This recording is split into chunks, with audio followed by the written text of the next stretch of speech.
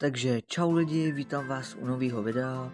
Je to moje první video, je to takový začátek a v první řadě budu rád, když se připojíte jako tady do klubu. Je to klub mého kamaráda, můžete mu dát odběr, tady máte jeho jméno. A ještě chci říct, že pušu mou na Prestige 3.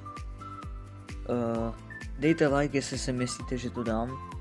A taky tuto je můj účet vlastně, mohli byste ho ohodnotit, jestli chcete, jo. Sice lidi o tom není video, jak jsem natáčel toho mou na Prestige 3, ale dám to na shorts, když dáme poslední výhru, protože chci to udělat zajímavý.